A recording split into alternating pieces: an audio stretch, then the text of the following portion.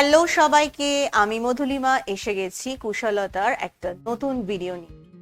আজকের ভিডিওটা হচ্ছে যে টপিক বা যে বিষয়ের ওপর, সেটা হচ্ছে ক্লাসরুম কনভারসেশন।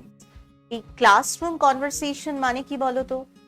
ক্লাসরুম মানে হচ্ছে শ্রেণীকক্ষ, অর্থাৎ স্কুলে তোমরা তোমাদের যেই শ্রেণীতে বসো সেটাকেই বলে ক্লাসরুম। আর কনভারসেশন মানে তোমরা জানো, কনভারসেশন মানে হচ্ছে কথোপকথন।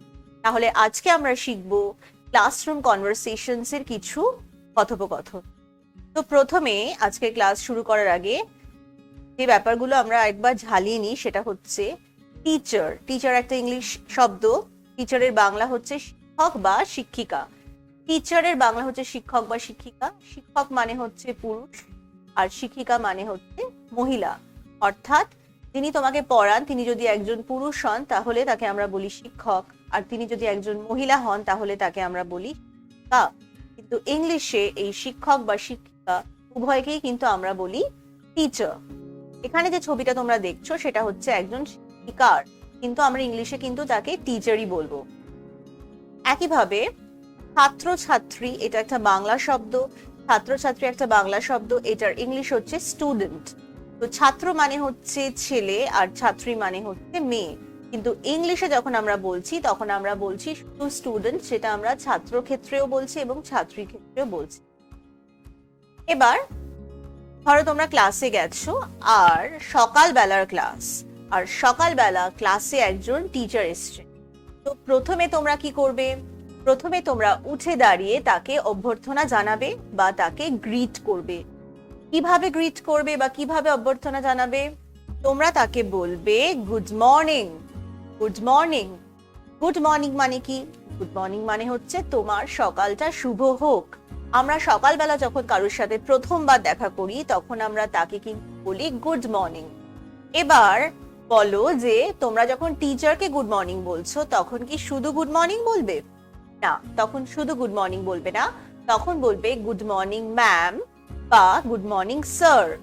গুড মর্নিং ম্যাম মানে কি? ম্যাম মানে হচ্ছে মহিলা টিচার। আমরা মহিলা টিচারকে বলি ম্যাম, আর আমরা পুরুষ টিচারকে বলি স্যার।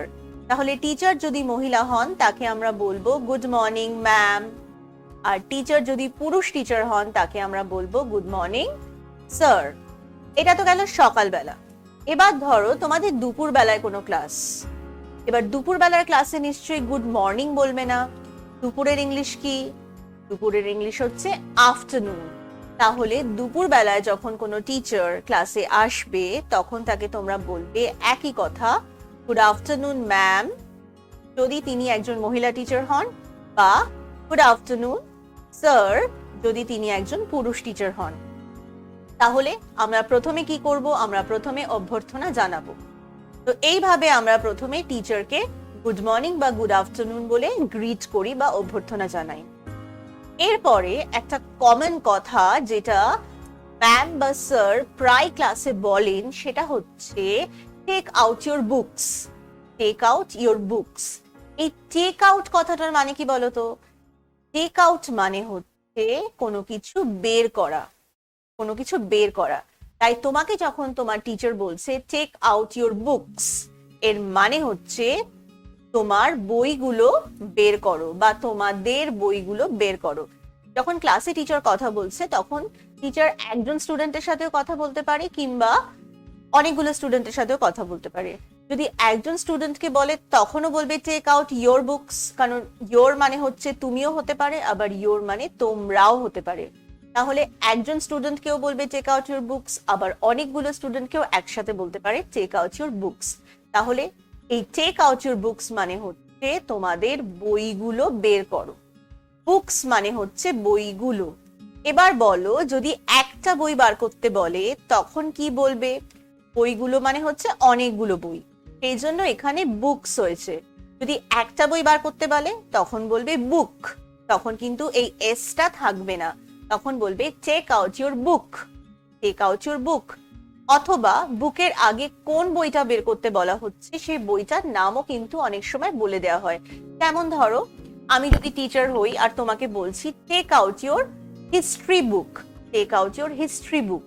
হিস্ট্রি মানে হচ্ছে ইতিহাস, তাহলে take out your history book মানে তোমার ইতিহাস বইটা বার করো বা বের করো। আমি যদি বলি take out your English book, তার মানে কি? ইংলিশ মানে হচ্ছে ইংরেজি, তার মানে হচ্ছে তোমার ইংরেজি বইটা বার করো। একইভাবে take out your science book মানে তোমার বিজ্ঞান বইটা বের করো। Take out your mathematics book মানে তোমার অঙ্কের বইটা বের করো। এইভাবে কিন্তু বইয়ের নামটা মেনশন করেও বলা যায়। এবার আমরা শিখলাম যে টেক আউট মানে হচ্ছে বের করা। কোথা থেকে বের করা? তোমাদের ব্যাগের ভেতর থেকে বের করা। তো ব্যাগের ভেতরে কি শুধু বই থাকে? না, আরো অনেক কিছু থাকে। এবং টিচার কিন্তু অনেক কিছুই বের করতে বলে তোমাদের ক্লাসে। কখনো বলে বই বের করতে, কখনো বলে খাতা বের করতে, কখনো বলে পেন্সিল বের করতে, কখনো বলে ইরেজার বা রাবার বের করতে। তো সেগুলো যদি তোমাদেরকে বলে তাহলে সেগুলো কিভাবে বলবে চলো দেখে নি। এই টেক আউট ইউর এই পার্টটা বা এই অংশটা কিন্তু একই থাকবে, শুধু এই বুকসের জায়গায় হয়ে যাবে সেই বস্তুটা বা সেই জিনিসটার নাম যেটা তোমাকে বের করতে বলা হচ্ছে। যেমন ধরো, আমি যদি টিচার হই আর তোমাকে বলি যে তুমি তোমার পেন্সিলটা বার করো, তাহলে আমি বলবো take out your pencil, take out your pencil. যদি আমি তোমাকে একটা পেন্সিল বার করতে বলি তাহলে আমি বলবো টেক আউট ইউর পেন্সিল।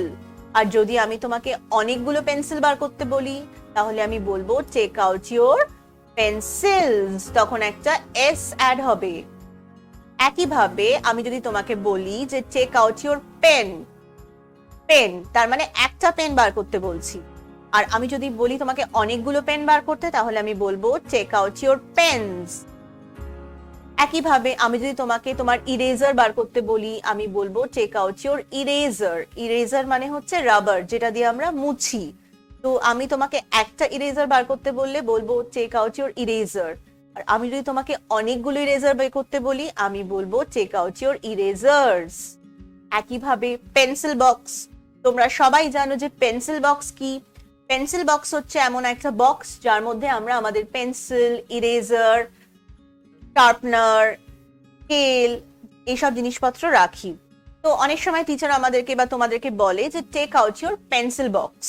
তো পেন্সিল বক্স জেনারেলি একটাই হয়, সেই জন্য কিন্তু বলবে pencil box, take out your pencil box. এছাড়াও আর কি কি থাকে ব্যাগের ভেতর? টিফিন বক্স থাকে যার মধ্যে তোমরা টিফিন নিয়ে যাও, তাই তো? এছাড়াও থাকে ওয়াটার বটল। ওয়াটার বটল মানে এমন একটা বটল বা এমন একটা বোতল যার মধ্যে তোমরা জল নিয়ে যাও স্কুলে। ওয়াটার মানে হচ্ছে জল। তাহলে এগুলো হচ্ছে সেই সব জিনিস যেগুলো তোমাদের ব্যাগের ভেতর থাকে।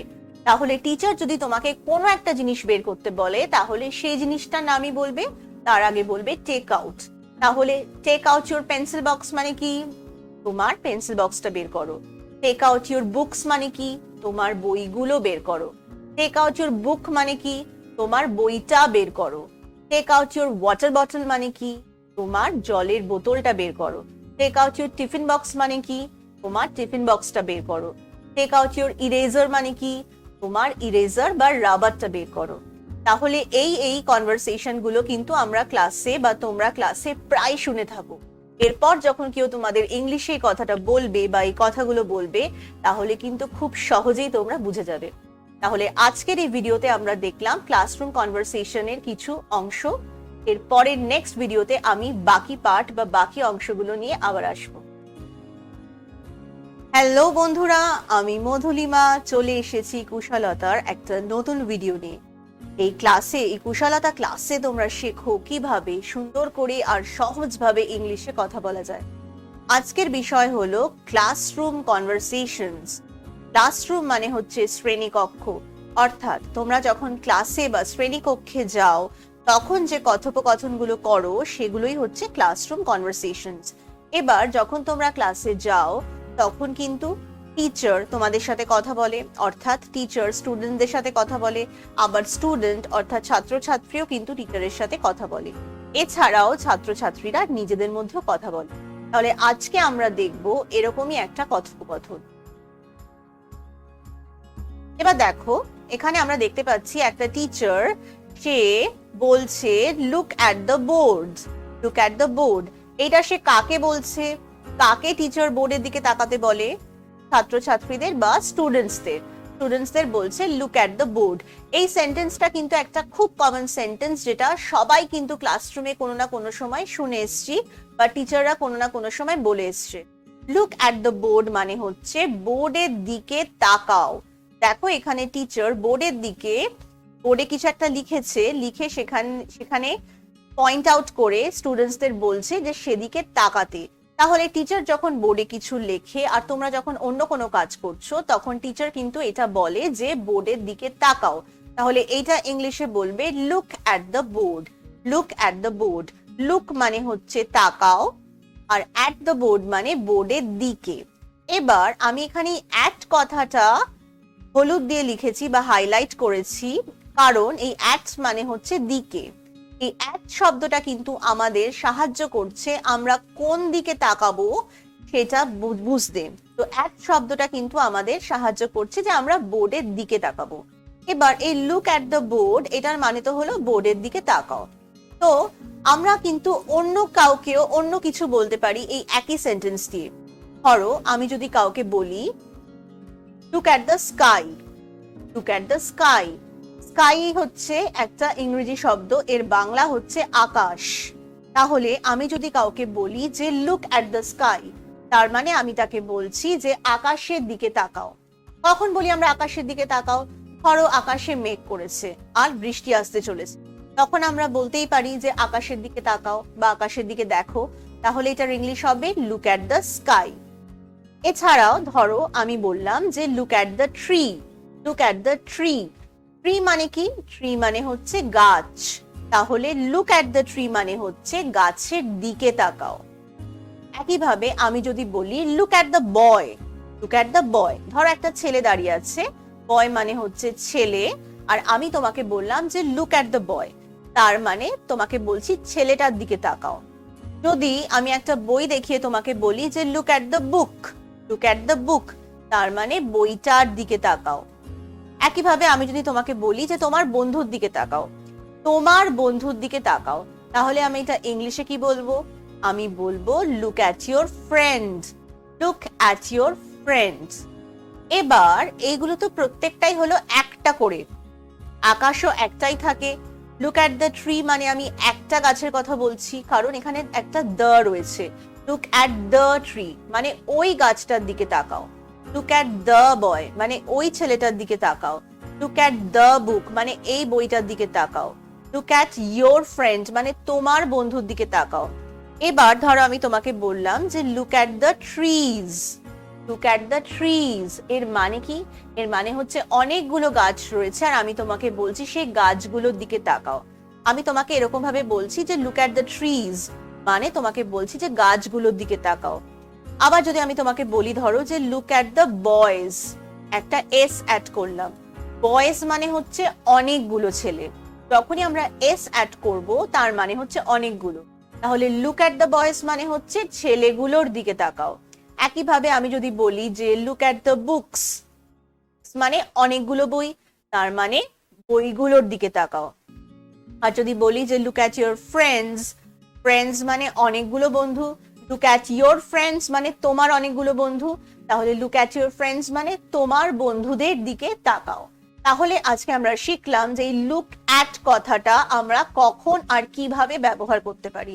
আমরা কোনো জিনিস দেখিয়ে কিন্তু আমরা বলতে পারি যে এই জিনিসটার দিকে তাকাও। এটা কিভাবে বলবো?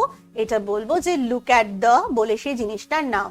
তেমন এখানে টিচার বলছে যে লুক অ্যাট দ্য বোর্ড, অর্থাৎ বোর্ডের দিকে তাকাও। তাহলে এইভাবেই আমরা আজকে শিখলাম যে ক্লাসরুমে বিভিন্ন রকমের কথোপকথনের মধ্যে একটা কথোপকথন। যদি তোমাদের এই ভিডিওটা ভালো লেগে থাকে তাহলে লাইক করো। যদি তোমরা মনে করো যে অন্য কাউকে ভিডিওটা পাঠালে তারা উপকৃত হবে তাহলে শেয়ার করো। ভিডিওটা সাবস্ক্রাইব করতে ভুলো না। আর যদি তোমরা চাও যে যখনই আমি কোনো নতুন ভিডিও দিই তার আপডেট বা নোটিফিকেশন তোমরা পেয়ে যাও, তাহলে এই বেল আইকনে গিয়ে ক্লিক করো। তাহলে কিন্তু প্রতিবার আমি যখনই নতুন ভিডিও দেব তার নোটিফিকেশন তোমরা পেয়ে যাবে। এছাড়া যদি তোমরা আমাকে কিছু বলতে চাও তাহলে তোমরা www.kushalata.com এই ওয়েবসাইটে গিয়ে তোমাদের বক্তব্য বা পরামর্শ রাখতে পারো। আমি তোমাদের সাহায্য করতে ভীষণ খুশি হব।